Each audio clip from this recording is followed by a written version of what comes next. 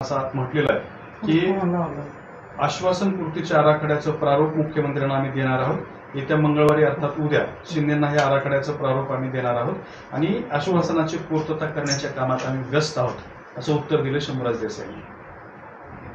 आता ते आले, समाजाचा एवढा मोठा प्रश्न आमच्या अस्तित्वाचा होता पोरांचा, ते आले, त्यांनी शब्द दिलाय आणि शेवटी काय असतं, एवढा मोठा वर्ग आहे आमचा मराठा समाजाचा, आम्ही पोरांचं हित डोळ्यासमोर ठेवायचं असतं, राजकारण डोळ्यावर समोर ठेवायचं नसतं आणि ते मी राजकारण डोळ्यासमोर ठेवलेलं नाही, कारण मला राजकारण करायचं नाही, अशा काही गोष्टीत पडायचं नाही, म्हणून मी समाजाचे लेकरं, आमचे गोरगरिबांचे पोरं, गोरगरीब माझा समाज डोळ्यासमोर ठेवलेला आहे। म्हणून सरकार आलं, सरकारवर विश्वास ठेवणं आंदोलक म्हणून माझी जबाबदारी होती, ती मी पूर्णपणानं पार पाडलेली, कारण माझं जबाबदारीच ही आहे की समाजाला मिळालं पाहिजे, 2 पावलं मागं पुढं सरकायचं पण समाजाला मिळालं पाहिजे, राजकारण डोळ्यासमोर ठेवून नाही काय करायचं असा माझा उद्देश। मग ते आले, उपोषण सोडवलं, त्यांनी 1 महिन्याला शब्द पाहिजे होता त्यांना, आपण समाजाच्या वतीनं त्याला दिला, ते त्यांच्या कामात येत। आता 13 जुलैपर्यंत काय बोलायचंच नाही, करतील। ह्याला पॅरलल दुसरी एक घडामोड घडते, लक्ष्मण हाकेंनी वाडीगोदरीमध्ये आंतरवाली सराटीच्या वेशीवरती उपोषण सुरू केलंय आणि त्यांचा असा दावा आहे की सगळ्या सोयऱ्यांचा अध्यादेश आणि कुणबी नोंदी संदर्भात काढलेले सगळे शासन निर्णय रद्द करायची मागणी आहे आणि ती मागणी घेऊन त्यांचं उपोषण करतायत। उपोषणाचा आजचा 5वा दिवस आहे, त्यांची सुद्धा प्रकृती खालावली आहे, डॉक्टरने आरोग्य तपासणी केली आणि त्यांचं उपोषण सोडवण्यासाठी सरकारचे शिष्टमंडळ गेले, त्यात भागवत कराड, अतुल सावे आणि संदीपान डोंगरे यांचा समावेश आहे। मग काय आता लोकशाही ज्याला ज्याला अधिकार आहे त्याप्रमाणे ते हे जातील हे जातील, त्याच्यात काय मोठा विषय आहे, आम्ही तेवढं त्यांना विरोधक कधी मानलेला नाही, त्याच्यामुळे त्यांच्यावर काय उत्तर द्यायचं आहे ते लोकशाहीप्रमाणे चालू आहे। त्यांचे जे आरोप आहेत की सगळ्या सोयऱ्यांचा अध्यादेश आणि कुणबी नोंदी संदर्भात काढलेले शासन निर्णय रद्द करा,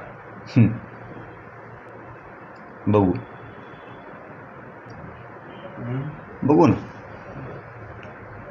पण काल त्यांनी मुख्यमंत्र्यांवरती सुद्धा आरोप केले होते की हे मराठ्यांचेच मुख्यमंत्री आहेत। नाही, त्यांच्यावर काय उत्तर, मी म्हणलंच ना तुम्हाला, त्यांच्यावर काय उत्तर द्यायचं, कधी ज्याला विरोधक मानलं नाही त्याला काय अर्थ आहे उत्तर देऊन, त्याला विरोधक मानलं त्याला ठीक आहे, मी एकाही ओबीसी नेत्याला आत्तापर्यंत बोललेलो नाही, मी वेळोवेळी ते सांगतो 10 महिन्यापासून यांना, म्हणजे ओबीसीचे ते तायवाडे भाऊ असतील किंवा आपले कोण आणखी शेंडगे साहेब असतील, हे असे जे प्रमुख व्यक्ती आहेत यांना मानलंच नाही, कारण ते विरोधक नाहीच आहेत आमचे। शेवटी ओबीसी आणि मराठा समाज यांचं गावखेड्यातलं जे आजचं जीवन आपण बघतोय, एकमेकाच्या प्रेमात गेलेले, सुखादुखात गेलेले, आजही ते चाललं एकमेकाला सहकार्य करण्यात, त्यामुळे त्यांना कधी विरोधक मानलेलंच नाही आम्ही, आणि काहीच नाही, ज्याला मानले त्याला मानले तो आहेच विरोधक, पण गावखेड्यातल्या ओबीसींना मी कधी विरोधक मानलं नाही आणि आत्ता कोण आहेत त्यांनाही नाही मानलं। मराठ्यांचा उंट जर ओबीसी घुसला तर ओबीसी आरक्षणच संपून जाईल। नाही, ते काय म्हणायचं ज्याचा त्याचा प्रश्न आहे, पण गरिबांचेही लेकरं, स्वतःचे लेकरं डोळ्यासमोर आहेत तसे दुसरे हे लेकरं असले पाहिजेत। याला पुरोगामी महाराष्ट्रातला राहणारा नागरिक म्हणलं जातं, तसं दुसऱ्याचे लेकरं जरा डोळ्यासमोर ठेवले पाहिजे, मराठ्यांचेही तसे ठेवले पाहिजे, त्यांचंही कल्याण झालं पाहिजे। ही कधीतरी आपल्या काळावर हात ठेवून विचारायला पाहिजे की मराठ्यांचे लेकरं मोठे झाले पाहिजे। पण तुम्ही एकीकडे जीवाची बाजी लावून मराठा समाजाला ओबीसीतून आरक्षण देण्याची मागणी करता आणि मग हे तुमच्या वाटेमध्ये असे विनाकारण खेळ ठोकले जातात। नाही, चालूच असतं, त्याचा विचारच नाही केला मी कधीच, जितके काही आंदोलन झालेत विरोधात 10 महिन्यात त्याचा कधीच विचार केलेला नाही आणि कधी करणारही नाही। आणि मुख्यमंत्री हे काय कुठं एका जातीचे याचे नसतात कधीच, कोणाचे असू दे, ते कुठं जातीचे काय नसते, त्यांचे असल्यावर थोडीच जनता मानलेली, असं काय नसतं, कुठलं जातीचं असलं म्हणजे मुख्यमंत्र्याला जातीत तोलायचं नसतं, मग ते कोणत्याही जातीचे असतात, याला पुरोगामी महाराष्ट्रातले राहणारे नागरिक थोडं म्हणलं जातं। पण आता जात्याचा विषय, ते माझा विषयच नाही, मुख्यमंत्र्याला काय म्हणायचं, मुख्यमंत्र्यांनी त्यांना काय म्हणायचं, मी काय प्रवक्ता थोडा आहे त्यांचा की त्यांच्याबद्दलचं कोणी काय म्हणावं। काही दिवसात तुमच्या आंदोलनाला आता 1 वर्ष पूर्ण होत आहे, आतापर्यंत काय मिळवलं आणि काय गमावलं? 13 तारखेपर्यंत मी थांबतोय, काय गमावलंय काय मिळवलंय हे समाजाकडं लेखाजोखा आहे, परंतु आता आशापोटी 13 तारखेपर्यंत बसलाय, मग काय गमवलं आहे 13 जुलैच्या नंतर सांगता येईल, आणि कोणाकोणाला गमवायला बी लावायचं हे बी 13 तारखेला सांगता येईल. जरा आज बोलण्यापेक्षा आज अत्यंत आत्मविश्वास जास्तीचा आतीचा ठेवणं आवश्यक आहे, कारण डोळ्यासमोर आहेत पोरं मराठ्यांची. त्यामुळे काय करतीलच ही आशा आहे. प्रकाश शेंडगे ते असं म्हणाले की 57 लाख बोगस कुणबी नोंदी रद्द करा. सगळ्या सोयऱ्यांच्या जे आला त्यांनी विरोध केलाय. ओबीसी नेत्यांची बैठक झाली आणि त्या बैठकीत अगदी तुमच्यासारखंच त्यांनी सुद्धा 288 जागा लढवण्याचा निर्णय घेतला. नाही ते आता त्याला कोण काय तर लोकशाहीत कोण म्हणू शकतं त्यांना लढू नका, चांगलं आहे ना, हराव त्या महाराष्ट्र मोकळाचं काय. तुम्ही इकडून आम्ही इकडून म्हणतो राय ना मोकळा. पण उगा एवढ्या मोठ्यांनी बोगस म्हणायचं, कुठं काय म्हणायचं. त्यामुळे मी एकतर पहिल्यांदा सांगितलं की मी त्यांना खरंच विरोधक मानलेलंच नाही. आता ही ताकद त्यांनी मराठ्यांना आरक्षणा द्यायला विरोध करण्यापेक्षा ज्या गोरगरीब धनगर बांधवांना आज रानावनात काम करायला लागतं, चिखलात राबवायला लागतं, जनावराकडं मेंढपाळाकडं रात्रंदिवस राबायला लागतं, ही शक्ती त्यांना इष्टीतून आरक्षण मिळवण्यासाठी जर वापरली असती तर गोरगरिबाचं कल्याण झालं असतं. ते काय म्हणतायत की 288 लढू वागणं लढू, त्याबद्दल काय लढायचा प्रत्येकाला लोकशाहीत अधिकार आहे, त्यामुळे त्याच्यावर काय कोणी टिप्पणी करूच शकत नाही. पण ही जी आम्हाला विरोध करायचं काम की आरक्षण देऊ नका, आमकं बचाव काय करायला म्हणतात ना, हे करण्यापेक्षा त्यांनी गोरगरीब धनगर बांधवांच्या लेकरासाठी जर एवढी ताकद लावली असती ना, आत्तापर्यंत गोरगरीब धनगर बांधवांचं कल्याण झालं असतं. त्यांना एसटीतून आरक्षण मिळालं असतं, त्यांना जे हक्काचं आरक्षण पाहिजे ते मिळवून द्यायला पाहिजे होतं. काही अपेक्षा आहेत वेगळ्या वेगळ्या, कुठं हातातून स्वराज्य संस्था जाईल किंवा निवडणूक जाईल हे. अरे मी सुद्धा म्हणतो आम्ही 4-10 जण प्रत्येक समाजातले मोठे होऊ. धनगर समाजातले 10-20 मोठे होते आणि मराठ्यातले 10-20 मोठे होते, आणि त्या राजकारणाच्या नादी लागून आपण आपला राजकीय विचार निवडून येण्याचा करण्यापेक्षा शिक्षणात आपल्या जातीचं गोरगरिबाचं लेकरू कसं जाईल, त्याला आपण जी धनगर बांधव मागणी करतात ते आरक्षण एसटीतलं कसं मिळेल याच्यासाठी ताकद लावा.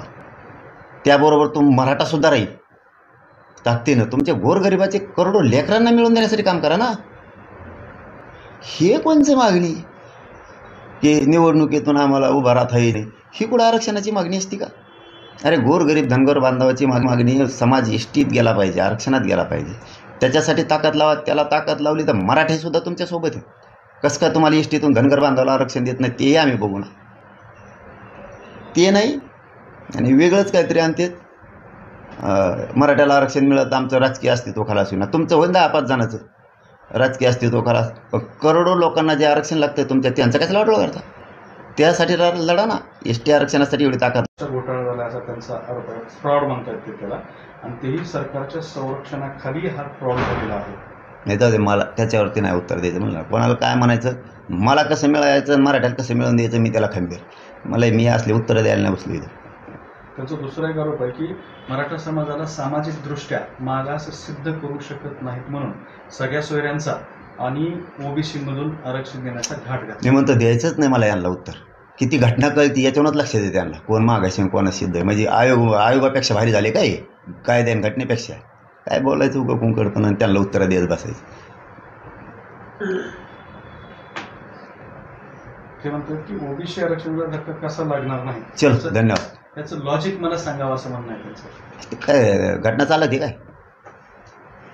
कायदा चालक हे इथं, कायदे अस्तित्वात आहेत, सगळे सरकार अस्तित्वात आहे, इथं आयोग अस्तित्वात आहे, इथं मागासवर्ग आयोग अस्तित्वात आहे, इथं सगळं आहे ना, इथं न्याय मंदिर आहे, सगळं अस्तित्वात आहे.